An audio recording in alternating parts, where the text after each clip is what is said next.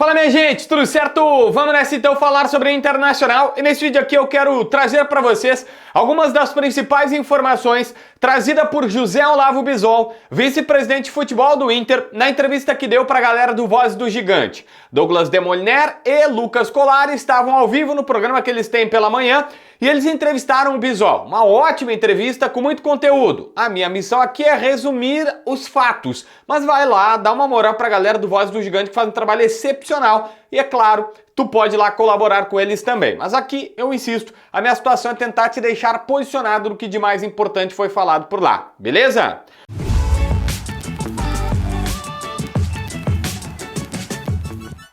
Bom, a primeira questão que eu acho interessante é trazer que o Bisol disse que, de fora, ele estava preocupado com o ambiente do vestiário, por tudo que ouvia, por tudo que sabia, mas ele falou, quando entrou, ele viu que as coisas não tinham se confirmado, tá? Era um ambiente muito profissional, que não tinha essa de, só tem Brasileirão, os caras estão desmotivados. Não, tava todo mundo motivado, sabendo o que tem que fazer e tudo mais. Diz que o Roger é um baita cara de ambiente e tem uma muito boa relação com os jogadores e isso contribui. Não teve essa história de, alguém tá pra baixo, não, o Roger tá colocando todo mundo.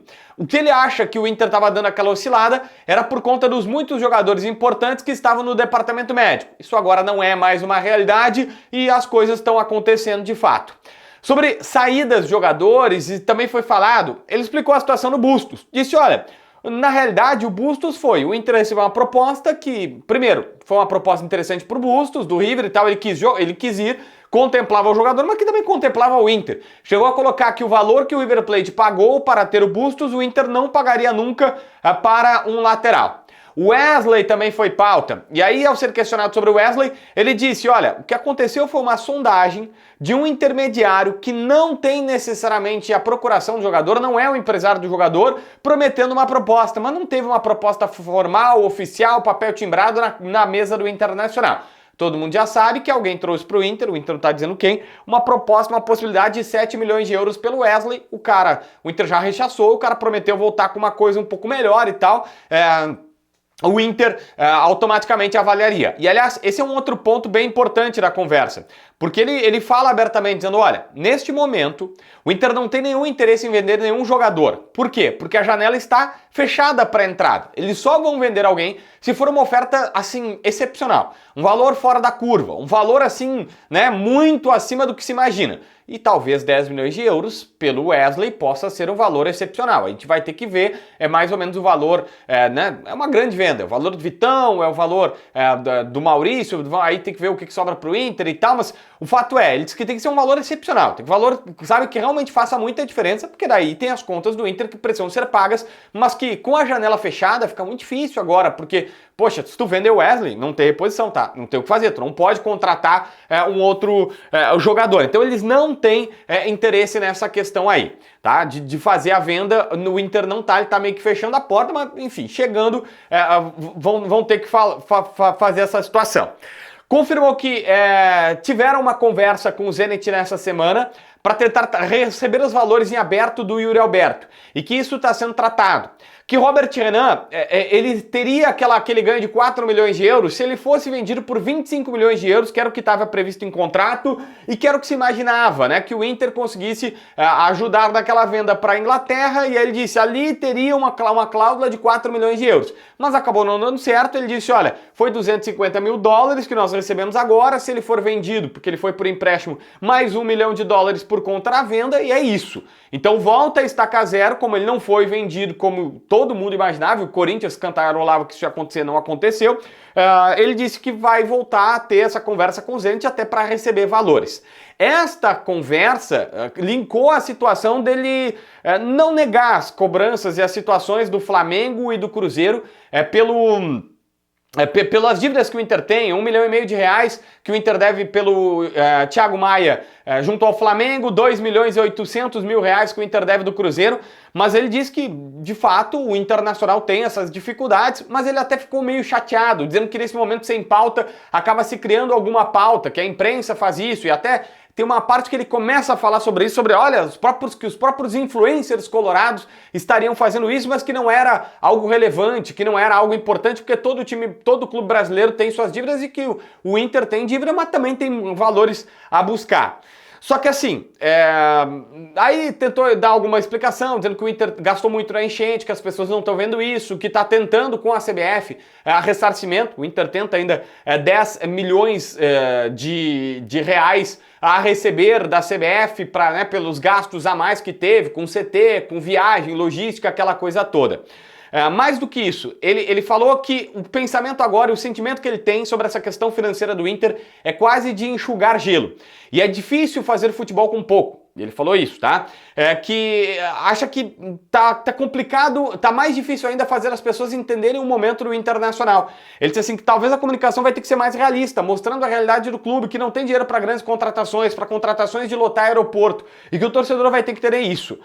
Detalhe que ele tá falando de um elenco que é multimilionário, que tem jogadores que custam muito mais do que R$ 1 milhão e tal, mas eu entendi que o Bisol tá querendo dizer, olha, a realidade lá atrás da janela é outra, com Borré, com Alário, com Valência, com o próprio Arangues que veio um pouquinho antes, é uma outra situação. Agora nessa janela os nomes são o Brian Aguirre, o Samir Carvalho, o Samir... o zagueiro, tá? O Samir, não é Samir, o zagueiro do Inter, cara, que o Inter trouxe de Portugal. Cleiton Sampaio e tal, são essas as situações. Mas que ele acha que essa base de jogadores pro ano que vem tem a possibilidade de dar a volta por cima, ainda não vai ser esse ano que o Inter vai, conseguir grandes contratações e tudo mais, mas essa é uma situação. Também falou sobre o início que o Inter está fazendo para renovar com jogadores. Gabriel Mercado, René, Bernabei, que o Inter já começa agora a falar. Ele disse, olha, são situações distintas, alguns podem ficar, não ficar e tal, ficou nítido isso, né? Até porque talvez provavelmente o René não vai ficar, o Bernabei tem que ser comprado, e alguns milhões de euros, coisa de 4, 5 milhões de euros o valor dele. Tem o Mercado, que também é um salário alto, aí tem que ver se de fato vai acabar acontecendo e tudo mais. Mas tem um assunto que vários torcedores querem saber, que é sobre Ricardo Matias. E ele confirmou que já aconteceram 2 rodadas de conversas com o empresário do Ricardo Matias sobre renovação. Só que tem uma situação extremamente relevante aqui. O Ricardo Matias tem contrato com o Inter até metade de 2025. Só que a cláusula no contrato de renovação, caso o jogador tenha um desempenho e caso o Inter queira para mais um ano.